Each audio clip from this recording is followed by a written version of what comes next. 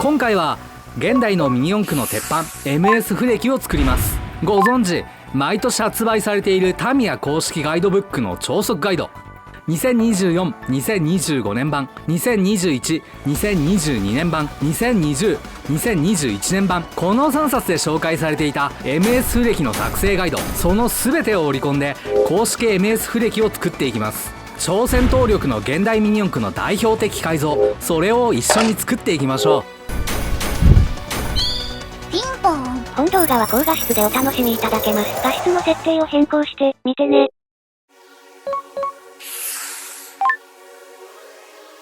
こんにちは。見たいものを作る企画主任の僕です。普段はタミヤから発売されているミニ四駆を改造したりしてミニ四駆をドタバタ楽しんでいく動画を投稿しています。この動画が気に入ったら他の動画もぜひ見てください。きっと面白いと思います。投稿頻度が致命的に少ないのでチャンネル登録もお忘れなく。さて今回の題材はズバリ MS フレキ。タミヤ公式から発売されているミニ四駆とグレードアップパーツを組み合わせて改造した稼働する自作グレードアップパーツのギミックと双璧をなす現代ミニ四駆の代名詞の改造です。公式の表記だと MS フレキシブルシャーシ。 MS フレキとは2008年にタミヤからリリースされた MS シャーシを各種グレードアップパーツを使って改造してミニ四駆に疑似サスペンションを実装させる改造のこと。その改造の元になる MS シャーシとはモーターが車体中央ミッドシップに配置されているのが最大の特徴。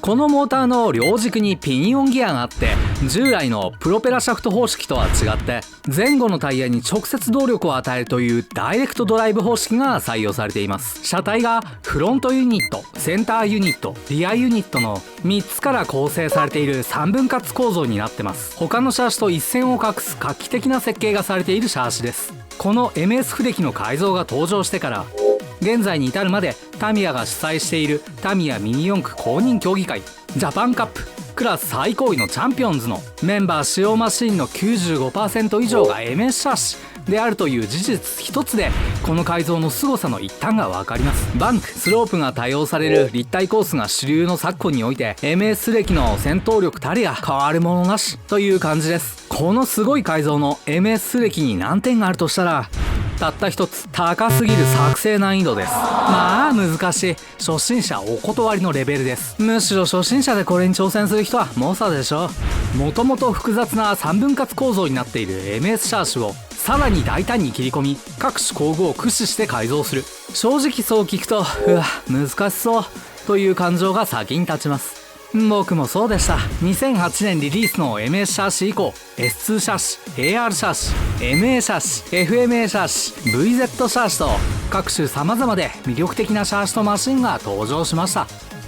別にミニ四駆を楽しむのに絶対必要な改造というわけじゃないわけです。2025年からはストッククラスというグレードアップパーツを取り付けるだけのマシンで競うレースだって登場しました。小島電機やヨドバシカメラの常設コースで各種様々なマシンから想像した自分のオリジナルマシンを走らせて遊ぶのだって全然問題ないわけです。無理に高難度の改造にチャレンジして失敗する、楽しく遊ぶ自分の趣味に泥をつける必要なんか全然ないです。だけどもミニ四駆で遊んでいてより速くより走破性が高くしかも自分で改造したカリッカリのオリジナルマシンなんて全然欲しくない。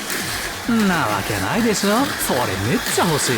ミニ四駆で遊んだ人なら誰にだってその夢の形や理想の走りが必ず心にあるんだから MS フレキの性能は気になるなら作ってしまえばいい。でも失敗したくはない。その通り、マシン1台と最低 5,6 種類のグレードアップパーツが必要なんだから簡単に安くとはいきません。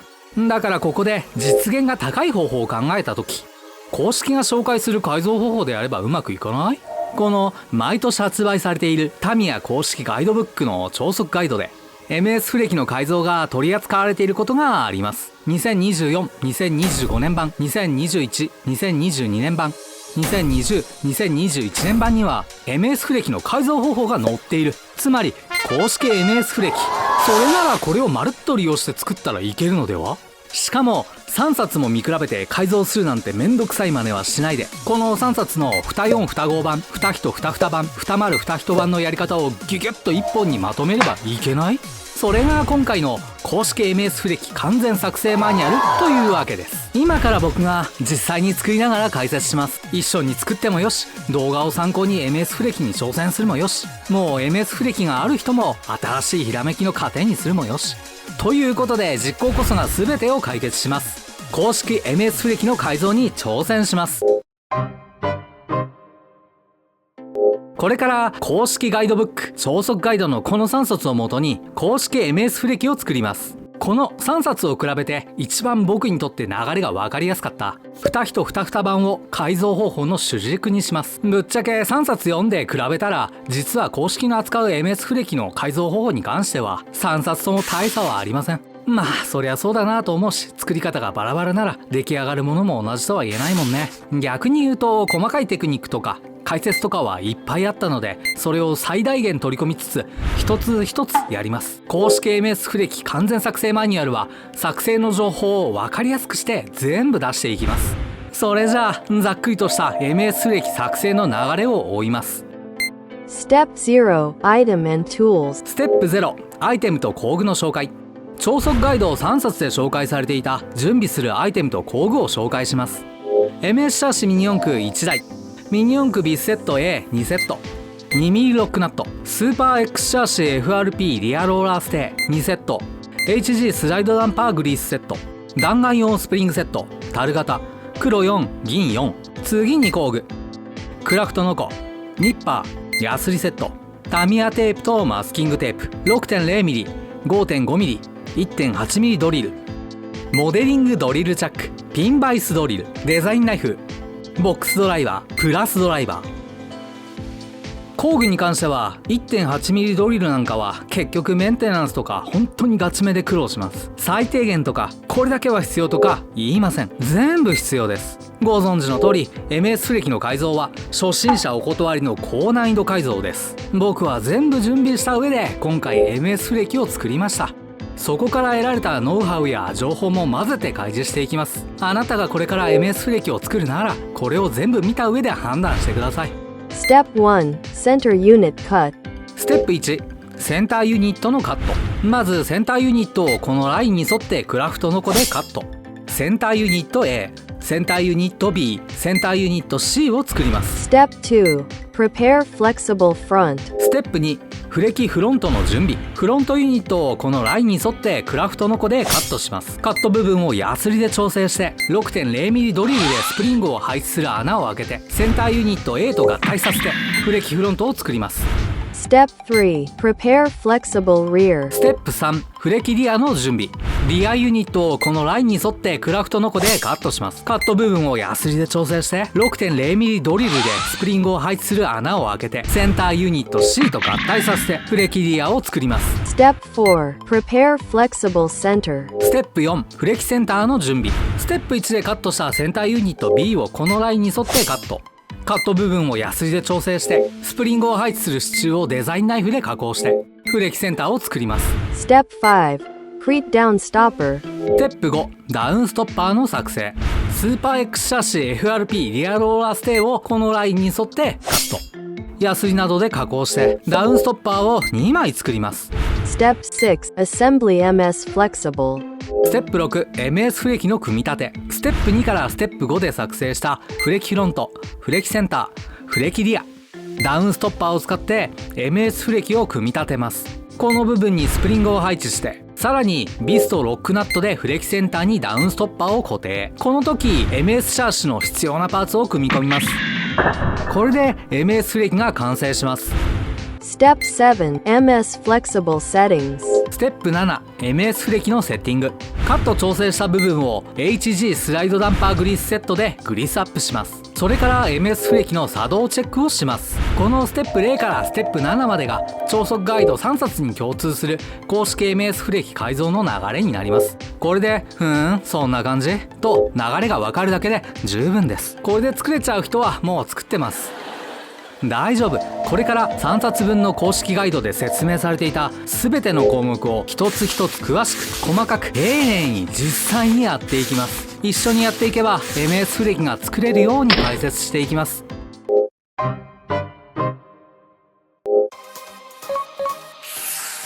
さて実際にこれから MS フレキを作りながら説明していきます。さっき紹介した大まかな流れはこれ。それじゃあステップ0からいってみます。ステップ0、アイテムと工具の紹介。アイテムの準備から始めます。まず MS シャーシ。MS シャーシならどれでもいいとは書いてあったけど、用意したのはライジングエッジ。超速ガイドの2人2双版と2 4 2号版で紹介されているのでこれを採用。実はファイ 26mm のローハイトタイヤで 3.5 対1ギアだからって説明になってました。なんだあるじゃん基準。ならそれにするよっと。あ、ちなみに僕が一番最初のテスト用に作った MS フレキは MS エンペラ。だってどれでもいいって言うからさ、好きなマシンを選んだんだよね。これスパイクタイヤなんだよね。一番楽しそうな落下テストでペタッと着地しなくて少しもやっとしたファイ 26mm ローハイトタイヤ 3.5 対1のギア。これを覚えてチャレンジするマシンを選んでください。ミニ四駆ビスセット A、 これを2セット。このセットの 15mm ビスが4本必要になります。使用場所はここ。 MS フレキのスプリングを配置するときにセンターユニットを貫通する長さのビスが必要だから AO1015 2mm ロックナット。センターユニットを貫通した 15mm ビスを受けるためのナット、これは4個必要です。スーパー X シャーシ FRP リアローラーステ、これを2セット。ダウンストッパー通称お辞儀防止ステをこれから2枚作ります。完成した MS フレキの裏側を見るとここにさっき紹介した 15mm ビスがあります。センターユニットにこのダウンストッパーをフロントとリアに固定する。ここが MS フレキの作動の重要な部分になるわけです。このダウンストッパーの形になれば MS フレキとしてはいいから、一応別の FRP も使えるけどこっちの方が比べると安いのでわざわざ別の FRP を選ぶ理由はないです。 HG スライドダンパーグリスセット。3冊の超速ガイド全部でこれを紹介してあったからこの際1個買いました。弾丸用スプリングセット樽型黒4銀4。これはタミヤの商品弾丸レーサーのグレードアップパーツ。 MS フレキの最重要パーツなんだけどまず店頭に置いてない。2 4 2号版の超速ガイドにもタミヤカスタマーサービスでの購入が必要なのだって書いてある。ここが MS フレキの最初のハードルだと思います。パーツを準備するのも一苦労です。まあ初心者お断りの MS フレキを作ろうって言うんだからここもクリアします。ってことでタミヤカスタマーサービスを利用します。用意したのはアバンテマーク3ネロアドバンスパック、通称 MS アドバンスパック。2025年10月にリリースされたキットです。もちろん MS シャーシ。この説明書を出してきてこれが最終ページ。目的の情報が載ってます。タミヤカスタマーサービス取り次ぎ店ってお店でも注文できるらしい。なるほどなるほど。それでこれがカスタマーサービスアドレス。タミヤカスタマーサービスで検索って書いてある。それとタミヤの住所とお問い合わせ電話番号。ご注文とお支払いの方法、タミヤカード、代金引き換えの2通りがあります。どちらの方法もタミヤホームページ内カスタマーサービスのページにご注文フォームがありますのでそちらから注文できます。電話でもお受けいたします。代金引き換えの場合はパーツ代金に加えて代引き手数料をご負担いただきますなのだ。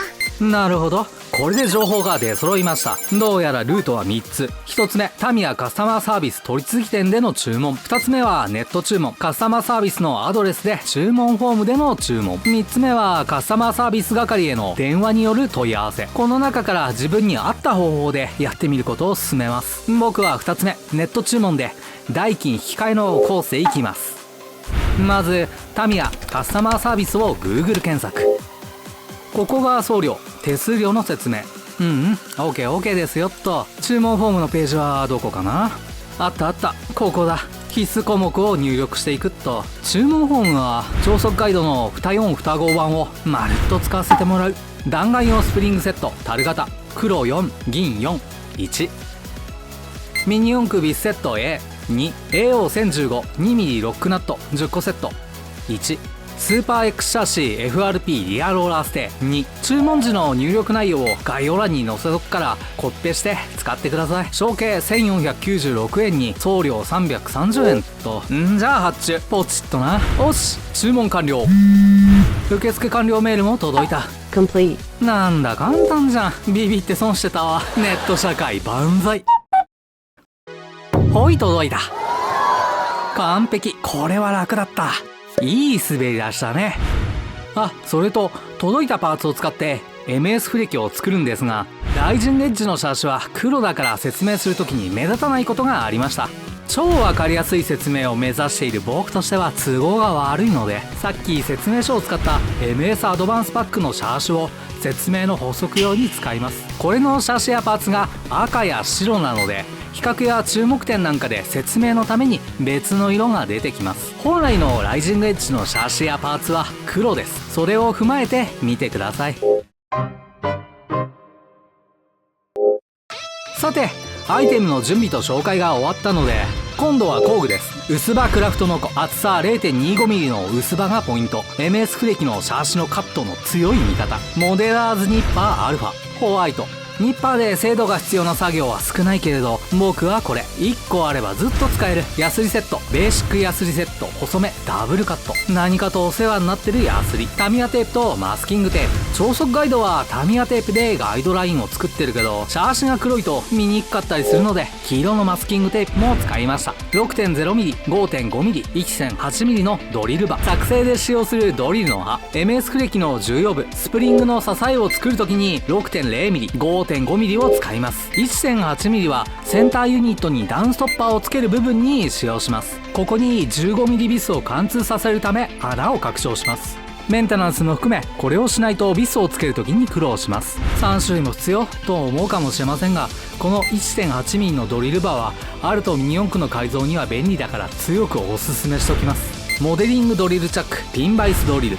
ドリルチャックは他になかったからってのが理由です。ピンバイスドリルは 1.8mm のドリルが使えれば OK です。スプリングの支えの部分で 6.0mm、5.5mm のドリル刃を使います。ちなみにこのドリルチャックは直径 1.5mm から 6.5mm のドリル刃が取り付け可能です。正直もうちっと安いのが欲しいです。デザインナイフ。もうこれはプラスチックを扱うのはないと話が進まない。もちろん替え刃も忘れずに。ボックスドライバーとプラスドライバー。ミニ四駆レーサー定番ツールです。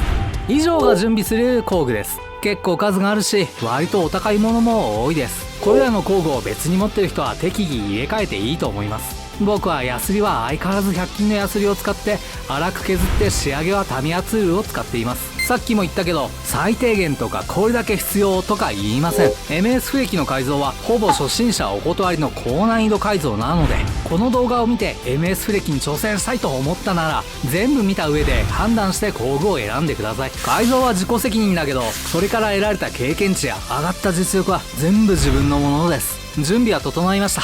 さあ作っていきます。 I'm ready. さて、準備ができちゃった人はもう後には引けないので、僕と最後まで一緒に作っていきましょう。ステップ1、センターユニットのカット。まず最初に目指すべきところはこれです。7 parts for MS Flexible. この7つのパーツを作るのが当面の目標になります。順番に紹介します。1、フロントユニット。2、センターユニット A。 3、センターユニット B。 4、センターユニット C。 5、リアユニット。6、ダウンストッパーフロント。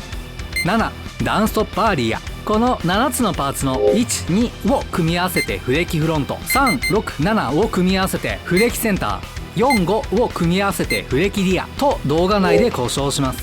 フレキフロント、フレキセンター、フレキリアを組み合わせて MS フレキが完成します。最初はこのセンターユニットから2のセンターユニット A、 3のセンターユニット B、 4のセンターユニット C を作ります。センターユニットをカットラインに沿ってクラフトノコでカットします。っておいおい、だからそれどこだよ。カットラインってそんなに雑でいいの？僕も最初そう思いました。これじゃあ作ればわかるの説明だと思うのです。いやいや、こっちは初めて作るんだよと。だから僕はこれをきっちりと解説していきます。さてどうするか。それなら完成品から逆算してカットラインをはっきりさせるという案でいきます。完成したフレキフロントとフレキセンターを見てみます。これらがフレキとしてどのように作動しているかを先に見ましょう。線画による横画面にするとこういう感じ。ここがフレキフロント、ここがセンターユニット A、ここがフロントユニット、ここがセンターユニット B、これがダウンストッパーフロント、ここがスプリング。それじゃあ動かしてみます。この作動が MS フレキの動きです。疑似サスペンションと言われている動きがこれです。ここに注目。ダウンストッパーフロントがフレキフロントを下から支えている構造だと分かります。 MS フレキにとって重要なのはこのストロークであって、カットされた部分は厳密に言うと下から支えられているんだから、冷やせたらすほどの精度がいらないんじゃないと思いました。今度は実物を上から見ます。こっちがフレキフロント、こっちがフレキセンター、ここがカットライン。動かしてみます。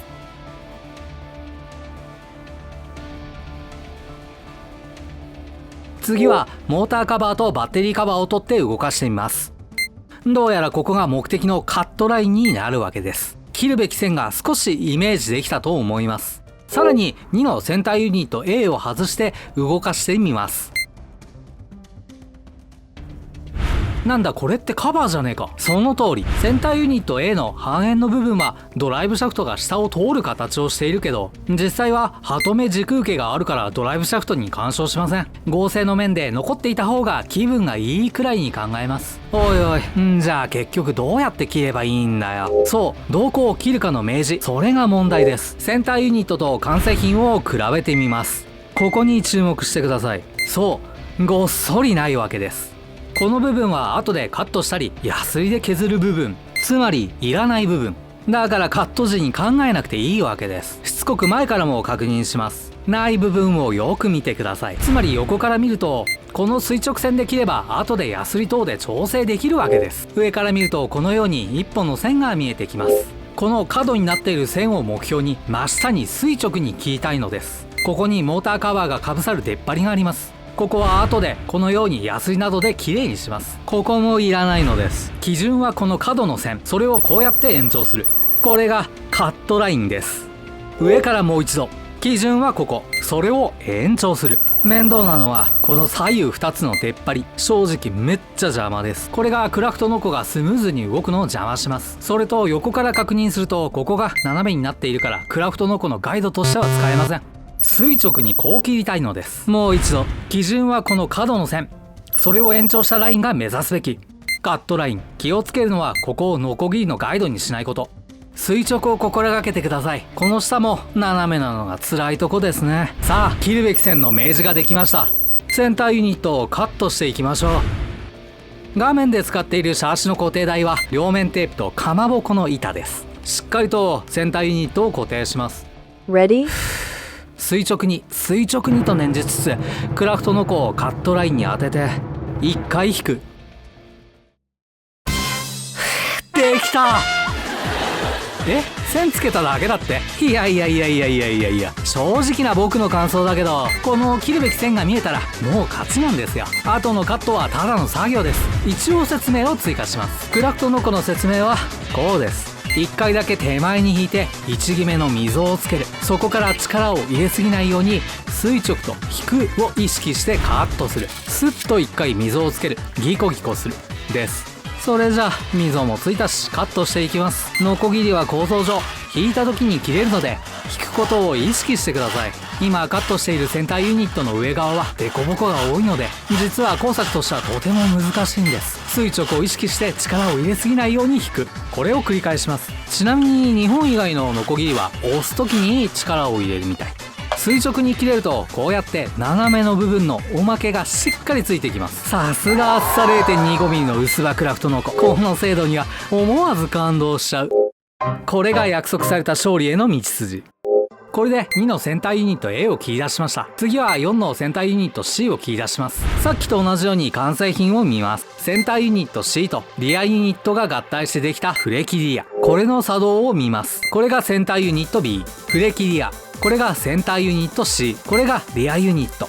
ダウンストッパーリア、ここにスプリング。フレキフロントと仕組みは同じです。切るべき線を意識しながら見てください。モーターカバーを取って動かします。フロントと形の差はあるけれど作動の仕方は同じです。4のセンターユニット C を取り外して横から見ます。ここにドライブシャフトが通る形をしているけど干渉したりはしません。フロントと同じように上からセンターユニットを見ます。やはりごっそりない。この部分は後でカットしたりヤスリで削る部分になります。そういらない部分です。しつこく後ろからも確認します。ない部分をよく見てください。つまり横から見るとこの垂直線で切れば後でヤスリ等で調整できるわけです。上から見るとこのように一本の線が見えてきます。角度を変えます。この角になっている線を目標に真下に垂直に切りたいのです。こちら側にもモーターカバーがかぶさる出っ張りがあります。ここも後で前と同じように綺麗にします。ぶっちゃけセンターユニット C もカバーです。そして基準もやはりこの角の線、それを延長する。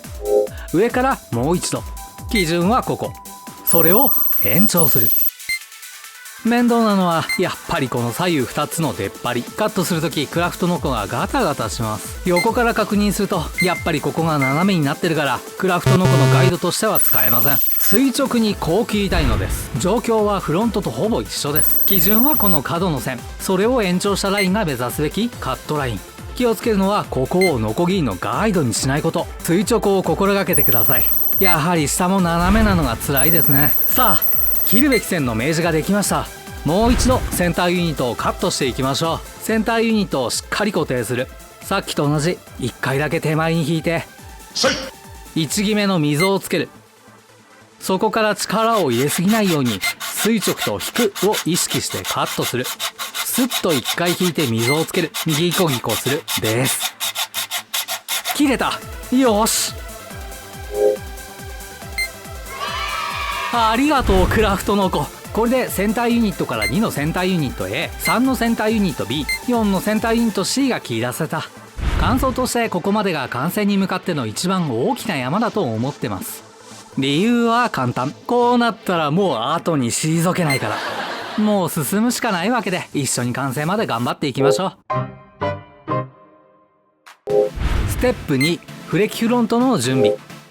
このステップでは1のフロントユニット、2のセンターユニット A を加工してこのフレキフロントを作っていきます。このフロントユニットから加工します。加工前のフロントユニットと完成品を比べてみます。カットされたバンパー部分に目が行くけど注目してほしいところはここ。スプリングが収まるであろう穴とドライブシャフトの周り、そしてフレキセンターと接する部分。別の角度でもう一度スプリング、ドライブシャフトの周り、フレキセンターと接する部分。これで完成のイメージをつかんでください。そのイメージがクリアに見えれば見えるほど作業のミスは少なくなるし完成度は高くなります。今度は横から見ます。重ねると切るべき線が見えますか？なるほど、だいたいここがいらねえんだなぁと見当がついたら完成品の動くところを見ます。これがフレキの作動量、つまりストロークに影響する部分なのがわかります。めんどくさいことに強度を残してスプリングを支える部分になってストローク量にも関係してきて、この部分はドライブシャフトの軸受けです。支えが脆くても困る。ドライブシャフトに影響が出て駆動が悪くなっても困る。そういう部分です。まずカットラインの明示からいきましょう。センターユニットの時と同じように基準が欲しいですね。基準となる場所はここ。この高さに合わせたカットラインにします。水平にその高さを左右に延長していきます。デコボコしていて難易度が高そうです。横に回り込んでドライブシャフトまで。ここが水平のカットラインです。次は垂直です。ここが軸受けです。理想的には水平基準線とこう直角になるようにカットして、この部分はニッパーとヤスリで作業をしましょう。下半分は軸受けの強度のために残す感じです。これがカットラインです。今度はここを切るのです。カットラインの明示ができたので早速マスキングテープを貼って切る準備をしていきます。タミヤテープまたはマスキングテープを貼っていきます。このマスキングテープを貼ったところがカットラインになります。丸くなっていて回り込む部分もあります。水平を意識してマスキングテープを貼ってください。何回もやり直すつもりでカットラインのガイドを貼ってください。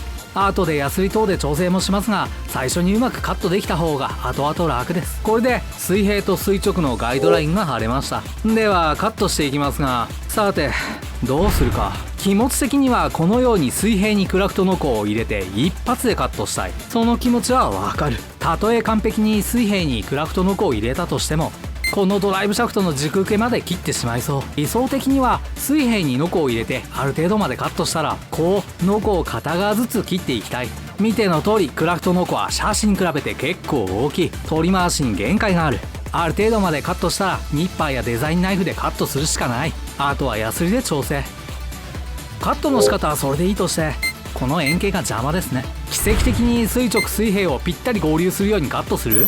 いや、さすがにその精度を自分に要求するのは無理がある。作戦はこう。まず水平クラフトノコの動き方はここまでカットする。ドライブシャフトの軸受け付近に気をつけて手前までカットする。刃の角度を変えて片側ずつカットしていく。このドライブシャフトの軸受けが十分残るような状態で、ここを斜めに垂直に水平基準線までカット。これでドライブシャフトの軸受けにニッパーとヤスリを使って後で調整できる安全圏を確保する。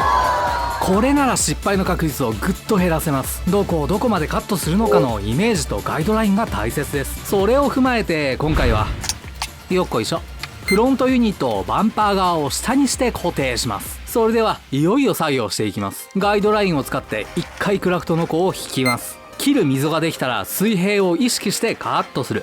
力を入れすぎないようにノコを引いた回数で勝負しています。ここでクラフトノコでカットする時の注意喚起を2つします。まず1つ目、経験者の方でクラフトノコで水平にカットしようとしてもなんだかこんな風に斜めになっちゃった経験がありませんか？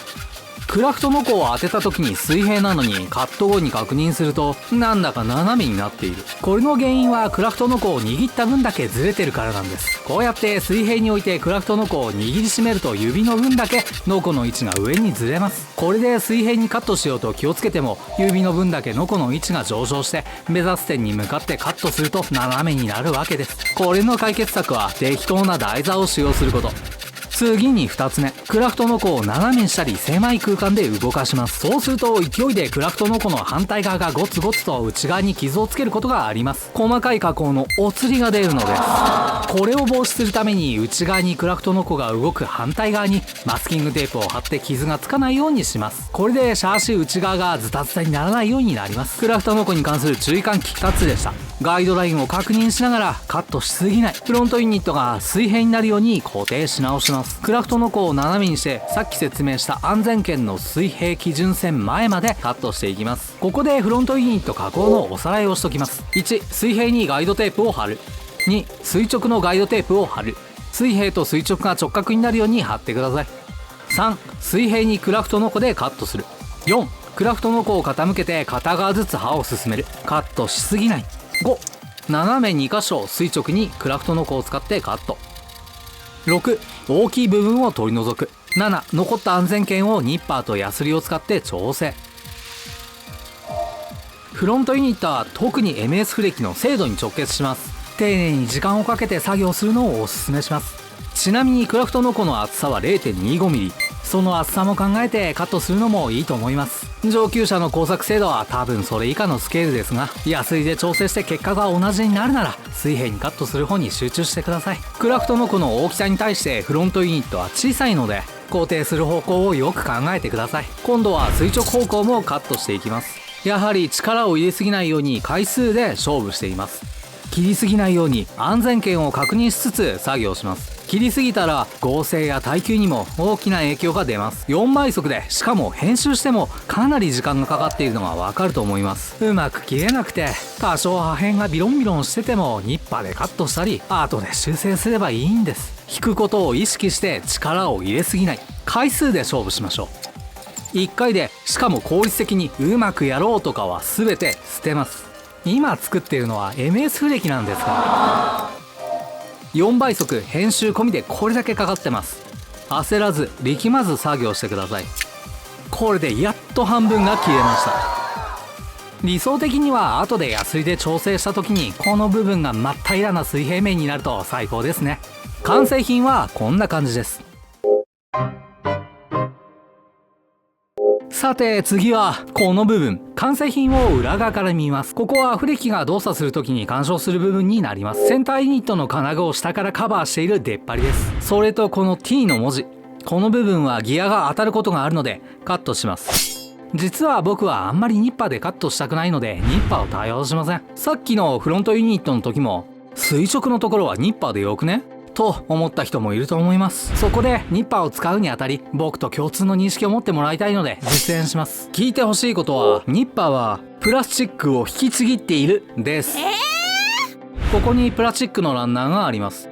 表裏にニッパーでカット。注目してほしいのはここ、白色化してます。これはプラスチックの構造が変形して起こる一般的な現象です。これをドライブシャフトの軸受けとかシャシに起こしたくないのです。ニッパーは構造上切るというよりちぎると言えるのです。もちろんこれで問題がない場合がほとんどです。鋭く切れるニッパーだってあります。それでもこのことを知った上で作業するのは完成品の精度を上げます。ニッパーで作業するところはこれに気をつけてください。だからクラフトノコでフロントユニットを限界まで切っていたのです。さて戻ります。まずこの出っ張りをニッパーでカットしていきます。その後でカットした部分にデザインナイフを使ったナイフカンナをかけます。ナイフカンナとこの単語を聞き慣れない人もいるのでこれも解説します。この技術を覚えるとデザインナイフの使い勝手がめっちゃ上がるので必見です。デザインナイフの刃の部分を当てて刃の部分でカットした部分の表面を擦るようにする。この小さなプラスチックくずが見えますか？ちぎったニッパーの部分の 0.1mm 以下のデコボコをデザインナイフの刃で整えているわけです。もう片方もニッパーでカットしてデザインナイフの刃の部分を当てて刃の部分でカットした部分の表面を擦るようにする。ニッパーで切った場所とナイフカンナをかけた場所を比べてみます。これがナイフカンナです。例えばこういう角をこのようにナイフカンナを使って削って線を滑らかに成形したり整えることもできます。デザインナイフの鋭さとしなり、つまり人生を利用する加工テクニックです。ぜひやってみてください。さて1のフロントユニットを大まかにカットしました。次はクラフトノコで切った部分を成形します。フレキフロントを作るためにはステップ1で切り出した2のセンターユニット A も必要だからこの2つを一緒にきれいに成形します。フロントユニットからいきます。まずこの部分、この円の部分は後でスプリングを配置するためにドリルで穴を開ける大事な部分です。それをイメージしながら成形します。ニッパーやヤスリを使って整える。僕はナイフカンナの処理が大好きだからヤスリをかけてから表面がきれいになるようにナイフカンナをかけていきます。次は2のセンターユニット A、 ここを見てください。出っ張りがあります。ここはこのようにモーターカバーがかぶさるとこです。つまり MS フレキの作動に直接関係がある場所です。まずここの出っ張りをカットしていきます。上手にクラフトノコでカットできたこの下の部分ももったいないけど MS フレキにはいらないのでカットします。その後に成形します。ニッパーで、次にヤスリで、最後に僕はナイフカンナで1のフロントユニット2のセンターユニット A の成形が終わったら MS フレキの最重要部分のスプリングを設置する穴開け加工をします。この2つの穴を深さ 2mm 内径 6.0mm にします。イメージはこう 5.5mm で先に穴を拡張しておく。その後に 6.0mm のドリルで穴を拡張します。5.5mm、6.0mm のドリルで穴を拡張。スプリング用の穴はこういう滑らかな形状が理想的とされます。この部分が滑らかなほどマシンがクラッシュした時にクラックが入りにくくなるわけです。目指すイメージが湧いたら加工していきます。この穴の目指す深さは 2mm。 ドリルの刃をこうやって 2mm の部分だけが残るようにタミヤテープでガイドラインを作ります。ドリルチャックに 5.5mm をつけてフロントユニットをしっかり水平になるように固定。ドリルの刃でプラスチックの表面の薄皮を剥ぐような力の加減でゆっくり丁寧に作業します。中心がずれないようにドリルは垂直に。次は 6.0mm のドリルの刃を使って作業します。ドリルの自重を使って表面だけを削る気持ちでくるくるドリルの刃を回します。これを2箇所です。時間をかけて確実に作業してください。フロントユニットの加工の間にここに収まる予定の弾丸用スプリングの話をします。そもそもなぜ MS フレキがスライドダンパースプリングを使用しないのか。理由は2つ。完成品のフレキセンターのスプリングの設置場所を見ます。ここに弾丸用スプリング樽型がついてます。ここに通常売られているスライドダンパースプリングをつけてみます。入りません。これが理由の1つ目。つまりスプリングの径が違うのです。2つ目の理由はストローク量です。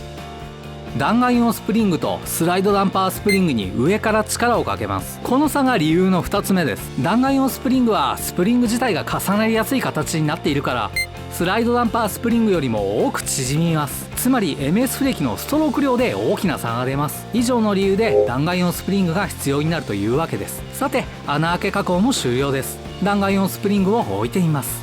よし、いい感じ。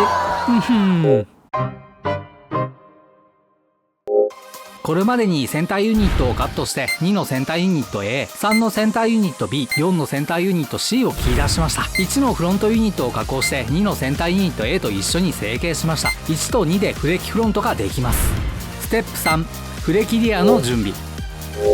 次は5のリアユニットを加工して4のセンターユニット C と一緒に成形してフレキリアを作っていきます。ステップ2と同じに5のリアユニットの加工後と加工前を比べます。フレキフロントを作った今ならどこがポイントになりそうかぼんやり見えてくると思いますが、丁寧にいきます。スプリングが配置される場所とセンターユニットに注目してください。これがセンターユニット B、 これがフレキリア、センターユニット C、 これがリアユニット、これがダウンストッパーリア、これがスプリング。もう気づいている人がいるかもしれませんが、疑似サスペンションとしての構造はフロントと同じです。形もバンパー以外は前後に対照的です。フロントでのやり方と作業の経験を大いに活かしましょう。まずカットラインの明示をします。リアユニットの基準となるところはここ。そこから水平に線を延長します。回り込んでドライブシャフト付近まで水平にカット。それからドライブシャフトの安全圏を意識しながら垂直にカット。あとはヤスリ等で調整します。クラフトノコでのカットの仕方はこう。フロントと同じようにドライブシャフト付近まで水平、片側ずつクラフトノコを進める。ドライブシャフトに安全圏を作るために斜めに垂直カット。最後はヤスリ等で調整していきます。切るべき線はイメージできましたか？それでは作業します。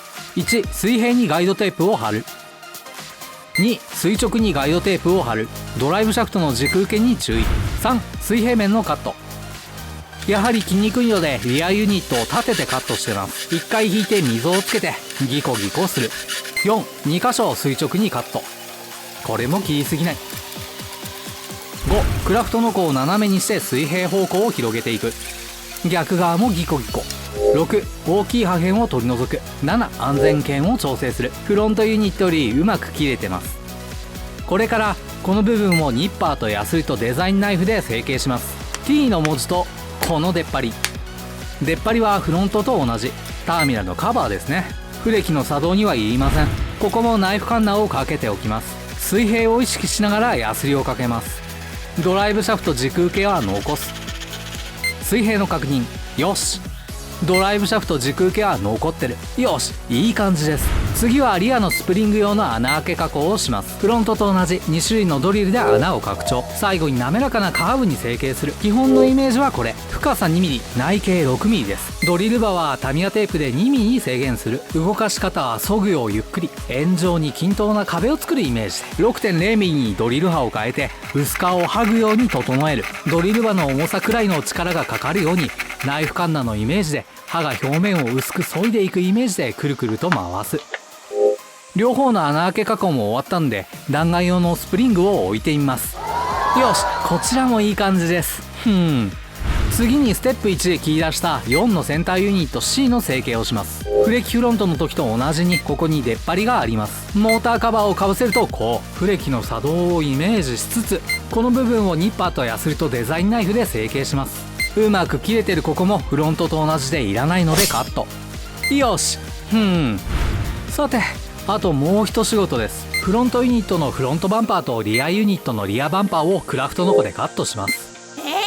おいおい、それは最初に一気にやってくれよと思うかもしれませんが、バンパーカットは MS フレキの作動に直接関係ない作業です。簡単な作業だからといってバンパーを先にカットしてしまうとノコでのカットやヤスリやデザインナイフでの成形時に押さえるところが小さすぎて苦労することになります。順番って大事だと思うのです。1のフロントユニットのバンパーの切るべき線はここです。クラフトノコの刃を根元に当ててクラフトノコを起こす。この部分がクラフトノコを垂直にガイドしてくれます。だからといって適当にカットすると残念な感じになるので気をつけてください。フロントユニットの方は元々の形が複雑でクラフトノコがスムーズに動いてくれません。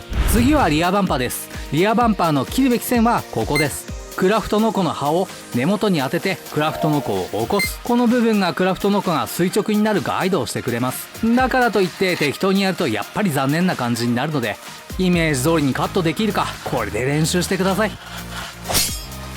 残りの部分はニッパーでカット。必要ならヤスリやデザインナイフで成形します。よし、できた。それっぽくなって気分がいいですね。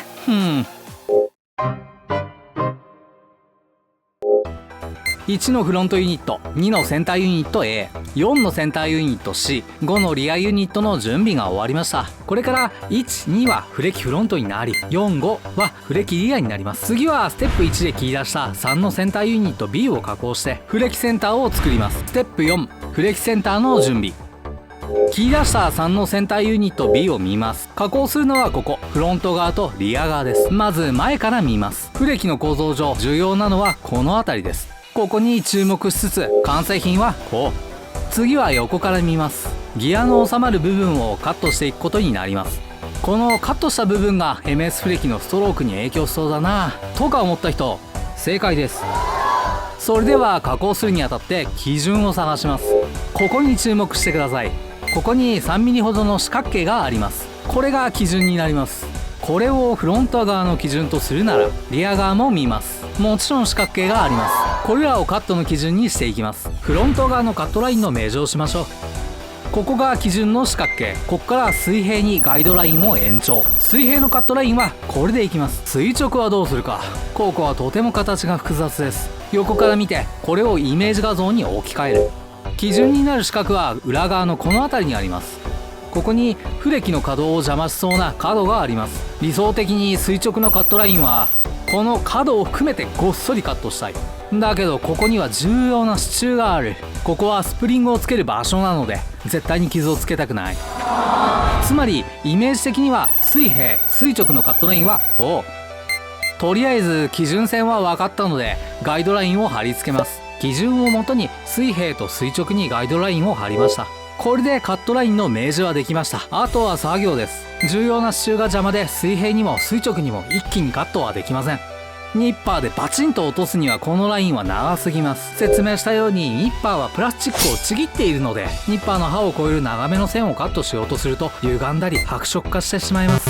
裏側に駆動系パーツが配置されスプリングが近くにある。こんな場所でクラックの原因になるような加工作業はしたくないのです。できるだけクラフトノコで加工したいならばノコでやるしかないでしょ。イメージ的にはこうです。ギリギリですができるかできないかで言えばできました。クラフトノコで一緒に苦労してください。何度も言いますがこれは MS フレキなんです。クラフトノコで切れたらこの角をナイフカンナとヤスリで落とします。その後を成形します。狭い空間でクラフトノコを使うので内側にもマスキングテープのガードをしてください。それでも内側に保護用のマスキングをし忘れてクラフトノコのお釣りをもらってるのでここが唯一悔やまれるところです。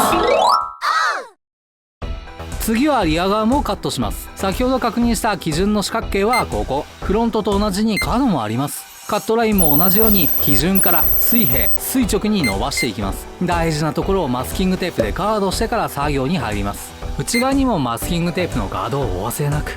円柱に気をつけて片側ずつ角度をつけてちまちまとノコを使います。ある程度までいったら残りはニッパーでバツンとカットしてもいいと思います。ここは自分の技術力と相談してください。血管が同じならヤスリ等で調整すればいいんです。クラフトノコに角度をつけてちまちま円柱を避けてギリギリまでノコを使っています。ここで一つストローク量の話をします。この部分は MS フレキのストローク量に直接関係します。ここを多めに削るとストローク量が増えます。ただし削りすぎるとギアの摩耗が速くなるデメリットがあります。 MS フレキが出来上がったら思い出して再改造をしてください。実際の作業時間は動画の8倍くらいの時間がかかってます。いい感じにできました。よし、あとはヤスリとナイフカンナで調整していきます。フレキセンターもあと少し。次はこの円柱の部分。今までチラチラと出てきましたがここにスプリングが配置されます。スプリングを取り外してみます。根元に削った跡があります。マジかよと言いたくなるのは分かりますがマジです。ここはイメージとしてこのように根元が太くなっています。ここが太いとスプリングが気持ちよく動かない。せっかくの MS フレキが残念な感じになります。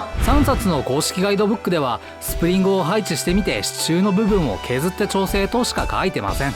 スプリングをつけてみて動きが渋かったなら削るということをひたすら繰り返していきます。そう現物合わせをするのです。どこをどうやってどのくらい削るのかが明示されていません。現物合わせをするにしても指針は欲しいところですね。パーフェクトマニュアルを目指す僕としてもこれではハードルを上げるだけと判断したので、ここでは見たいものを作る企画のやり方を明示します。まず情報を整理します。この支柱の根元が太いわけですが、どのくらいの太さなのか、これを調べます。ノギスで計測します。上端と下端、先端が 4.1 ミリです。そして根元が 4.3 ミリ。確かに根元が太い。この部分がナイフカンナで削るとこになります。直径わずか 0.2 ミリの差です。まさに薄皮一枚。体感的にわかるように先端にマスキングテープを貼ってみます。 4.3 ミリになりました。つまり根元部分をマスキングテープ1枚分削るというのが目標になります。ナイフカンナ大活躍では？はい、その通り。まさに適材適所。まず先端から4ミリにマスキングテープを貼ります。先端方向から根元にかけてナイフカンナをかけていきます。支柱の裏側は刃が届かないので偏らないように均等に削っていきます。これを少しずつ測りながらやります。左右均等に直径 4.1 ミリを目指します。そうしたらもう一押し、今度は先端から2ミリにマスキングテープを貼り直します。この削った部分と新しい部分をナイフカンナで均等にならしていきます。それではスプリングを配置して動かしてみます。はい、これがナイフカンナの実力です。この部分が最後に残った2ミリ、綺麗に飛び出て大満足です。この支柱の加工をするにあたり注意喚起をします。樽型スプリングは4個。スプリングにも個性があります。スルッと円柱に入るものもあれば、同じ円柱につけても動きが渋いやつもあります。どの支柱にどのスプリングを使うか決めておきます。スプリングを入れ替えたら動きが急に渋くなるとかあります。支柱は前後に2本ずつ、全部で4本あります。さあ、ここからが MS フレキ作成の真骨頂。しまっていこう。スプリングが4つうまく配置できる加工ができました。よし、1つのスプリングで4箇所ではなくて4つのスプリングが4箇所にちゃんとつくかを試してください。これがうまくできたら好きなだけ落下テストしたり動かしたりしてニヤニヤできますよ。本当にやってるんだよな。ここまでセンターユニットから2のセンターユニット A、3のセンターユニット B、4のセンターユニット C を切り出しました。それから1のフロントユニットと2のセンターユニット A を加工してフレキフロントの加工をしました。さらに4のセンターユニット C と5のリアユニットを加工してフレキリアの加工をしました。3のセンターユニット B を加工してフレキセンターを作りました。残りのパーツはあと2つ。6のダウンストッパーフロントと7のダウンストッパーリア。この2つは MS フレキの作動の重要部分です。フレキフロント、フレキセンター、フレキリア。これにスプリングを配置して MS フレキはできています。動かすとこんな感じです。この部分にスプリングが押し込まれる形で配置されているので、スプリングが元の形に戻ろうとしてこのような力が出ます。大げさなイメージで言うとシャーシに反る力が加わっています。この反る状態を防止するためにダウンストッパー、通称お辞儀防止ステーを前後に配置しているのが MS フレキということです。ダウンストッパーに支えられたフレキフロントとフレキリアに下向きの力が加わってフレキセンターが沈み込むことによって MS フレキの疑似サスペンションをシャーシ全体で実現しています。この構造こそが MS フレキの正体なのです。疑似サスペンションによって他のミニ四駆シャーシとは一線を画すレベルの精神性を獲得しているわけです。3分割シャーシを採用したタミヤさんと MS フレキの開発者、マジ天才。ではダウンストッパーを作成していきます。ステップ5、ダウンストッパーの作成。用意するのはスーパー X シャーシ FRP リアローラーステールを2枚。このラインに沿ってクラフトノコでカット、ヤスリなどで加工してダウンストッパーを2枚作ります。6のダウンストッパーフロントと7のダウンストッパーリアは同じ形です。ダウンストッパーが複雑な形をしているのはこのように配置されるから。ここがギア部分をうまく避ける形になってます。早速クラフトノコを使ってカットしていきます。作業の様子を流しつつ今回はクラフトノコでカットすることを前提にしているのでマスキングとカット順も明示していきます。まずカットラインはこの真ん中の3つの穴は間違いやすいので順番を大事に作業します。まず最初のマスキングはこれに沿ってクラフトノコでカット。次はこのようにマスキング。後でヤスリで調整するので穴の中心点を狙うようにカットしていきます。縦に2回カット、次に横に2回カット。 FRP はガラス繊維でできています。切りカスや粉などを吸い込まないように注意して作業をしてください。さらにマスキングを貼り替える。まず縦に3回カット。内側のこの部分がいらないのであちこちからカットします。見た目は残念な感じになってますが、最後にヤスリで調整すれば一緒です。余談として2人と2版には直プレートをリアのダウンストッパーに使う作例が載ってますが、今回これは割愛します。 MS フレキを作るので簡易版に今回出番はありません。いずれ派生型の MS フレキの企画もやりたいですね。これでダウンストッパーが2個できました。よし、普段使用している電動工具のありがたみがよくわかります。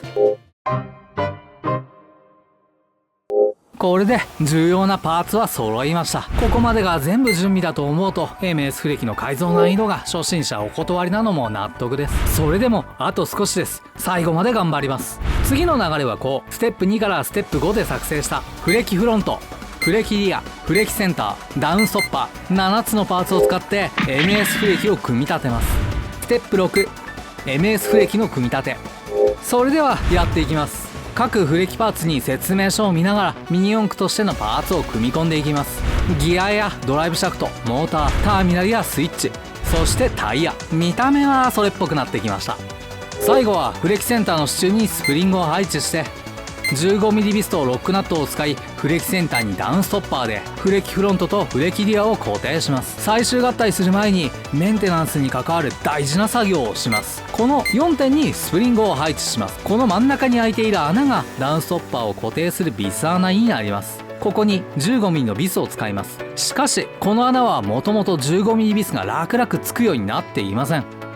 最初に警告しておきます。ここに準備もせずにビスで固定しようとすると 15mm ビスのネジ山は潰れるし、最悪ビスがねじ切れてしまう事態になります。ここまで来て MS フレキ終了のお知らせということになりかねません。ではどうするか。この 1.8mm のドリル刃を使ってこの4つの穴を拡張するのです。こうやって4つ穴を 1.8mm ドリルで拡張します。 1.8mm のドリル刃です。 1.8mm だとちゃんとビス穴としても機能します。 2.0mm のドリル刃だとビスと同じ径だからガバガバになります。できました。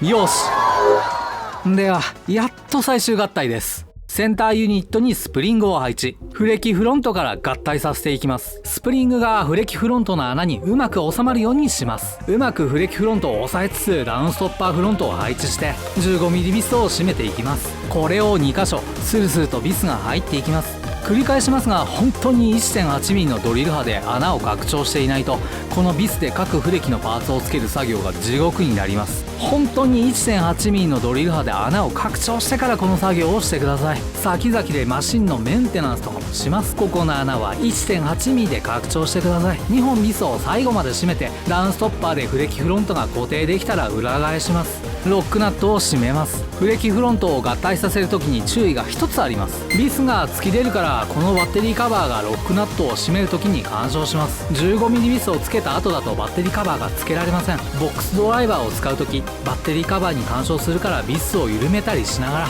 工夫してロックナットを締めてください。フロント側は正直苦労が多いです。次はフレキリアの合体です。センターユニットにスプリングを配置、スプリングがフレキリアの穴にうまく収まるようにします。うまくフレキリアを押さえつつダウンストッパーリアを配置してビスを締めていきます。干渉するものが何にもないからリアはフロントよりも手間がかかりません。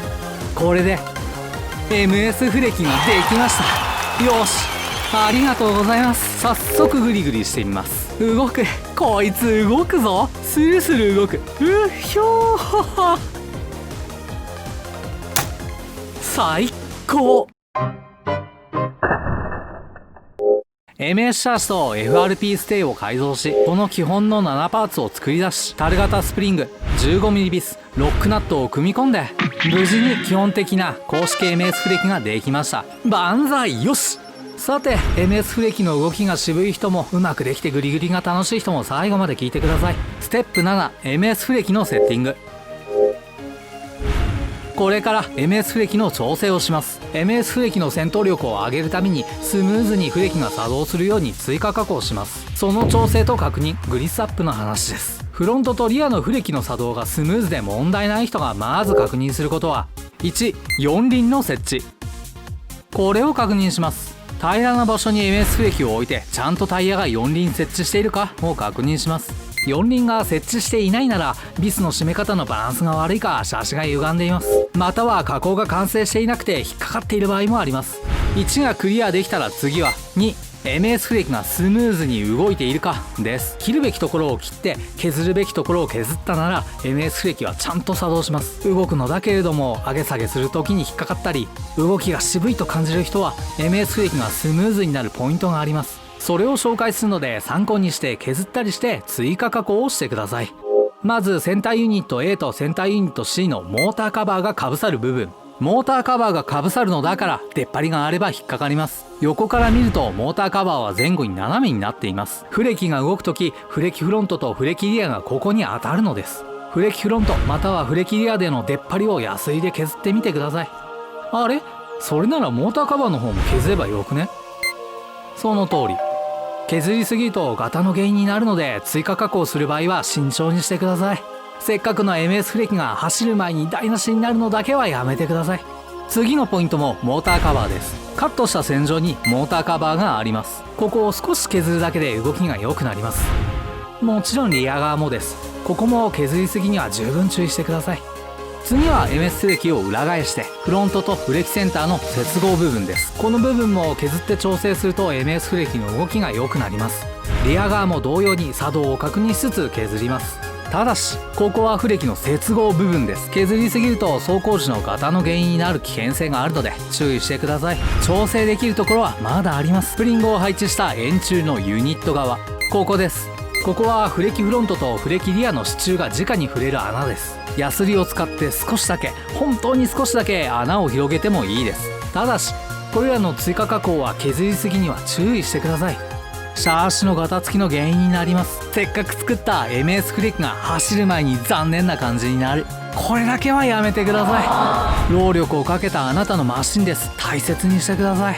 最後に HG スライドダンパーグリスセットの出番です。ソフトとハードのグリスをいい感じに混ぜて使うって難しいアイテムです。これを使って MS フレキをグリスアップします。 MS フレキのグリスアップと同時に他の部分も説明書を見ながらグリスアップしてください。いやいや、それは組み立てする時に一緒に入れようと思いますが、そうじゃないんです。フレキの作動を調整するのにヤスリで散々削ったりします。各所のグリスアップは最後の最後でいいのです。ギアとかにゴミや削りカスがついた残念マシンにしたくないならグリスアップは最後なんです。それじゃあ MS フレキのグリスアップをします。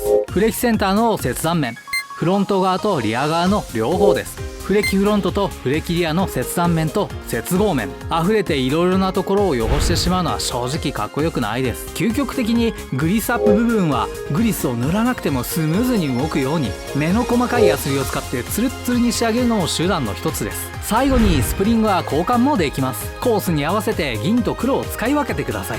前後で使い分けてもいいです。銀が硬くて黒が柔らかいです。以上で公式 MS フレキ完全作成マニュアルの完了です。 MS フレキを作る参考にしてもいいですし、挑戦したことがなかったけどやってみようと思ってもらえるだけで嬉しいです。うまく作れたらその感想もコメントでください。 MS フレキを作れたらミニ四駆が一段と面白くなること受け合いです。それとこれを作れた自分の技術力をこっそり誇ってもいいと思います。脱初心者ですね。自分で一つ一つ積み上げていく、これ以上面白いことなんてないと僕は思っています。コメント、高評価、動画の拡散、チャンネル登録よろしくお願いします。ミニ四駆に関する他の動画もやっています。ぜひ他の動画も視聴してみてください。動画のアップペースが致命的に遅いのでチャンネル登録して気長に自分のマシンをじっくり作っていてください。いつの間にか役に立つ面白い動画ができてたりします。それではまた次回にご期待ください。ミニ四駆作って走らせようぜ。公式 MS フレキパーフェクトマニュアル。見たいものを作る企画。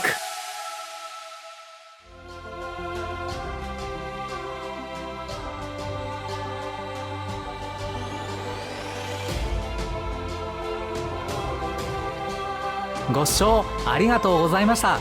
高評価、チャンネル登録をお願いします。それじゃあまた次回。